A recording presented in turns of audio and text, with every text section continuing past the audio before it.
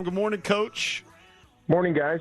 What's going on? Good to have you. When was the last time a guy won back-to-back Coach of the Year awards, Cake? So That's are you starting that now? That's That's a a great great question. I question. don't know, man. They're on a little run It's an here. amazing question, DB. I don't know. I think it's in play. Are you saying that? I predicted it last Are year. you saying Coach Carb should make extra room on his mantle for his second Jack Adams trophy? Is that what you're saying? He might want to, the way the boys are playing. Let's slow down. All right. Okay, we will. Well, you slow guys down. are doing something right now, Coach.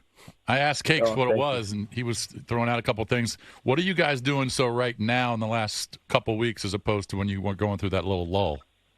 I think there's a bunch of little stuff that's helping us, and I think we've sort of got that swagger and confidence back as a group. And when you get that, I feel like it can really snowball for your team. You win a few tight games. And then now when we're in these situations, whether it's, when you don't have your best, when you come back from a road trip and you're a little bit exhausted, like you still feel like you can get 2 points and win a hockey game like the other night at home against Columbus, or, when you go into Anaheim and you play against a real good team, like those situations, we just have a lot of confidence right now and swagger that no matter what way it looks, we're gonna find a way to win. Yeah, Coach Carbs, that West Coast trip went about as good as you could script it. 2-0-1 with points in all three games against three quality playoff caliber teams, like you mentioned. And talk about the trip and specifically the special teams, because I know they improved on this trip, including the you guys had to fly straight from, I believe, Long Island out to the West Coast for those three games. Yeah, so we sort of grouped it into a 4-game road trip because we started in Long Island, then we flew across the country. So we played that Sunday 1 o'clock afternoon game in Long Island, then flew to LA, played those 3 games in California.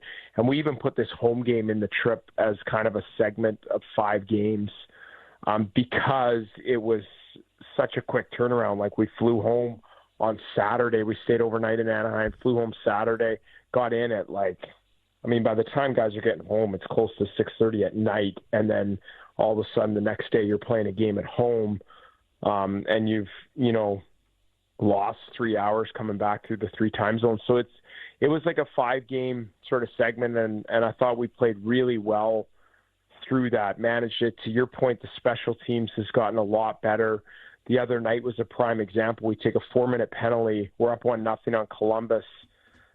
10 minutes to go in the game, huge moment. We take a 4-minute double minor high stick, and we get a massive 4-minute kill in that moment right there where the game's on the line. And so I think there was a bunch of moments like that, special teams-wise, through that 5-game segment that really helped us. Yeah, I saw the quote from Chicky. It really speaks to you talking about you guys being road weary. He said, quote, "I'm not going to lie, I couldn't believe waking up this morning we were going again tonight." And he was talking about that game against Columbus coming off of that West Coast trip where you guys got in late, you got to wake up the next day, another game on the slate.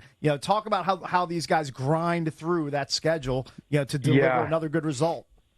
So for people that don't know, this year is a little bit unique with the schedule because of the Olympic break.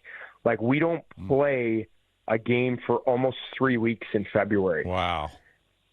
So That's what they've big. done is our amount of games has not changed. It's still 82. It just now is More so condensed. much more condensed. Yeah, exactly.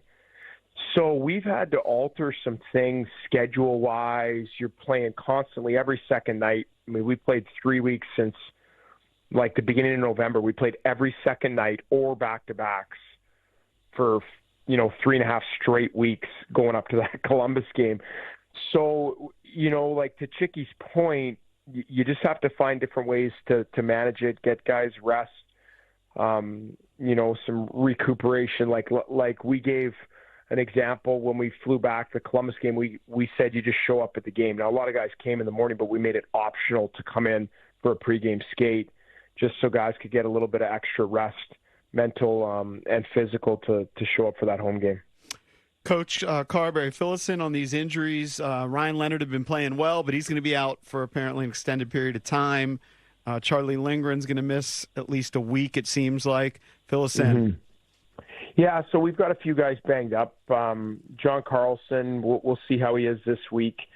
We've had a few days here to to recover, so we'll see how he is today. Ryan Leonard's going to be out. Still no update or nothing that we're releasing at this point, but he's going to be out for an extended period of time.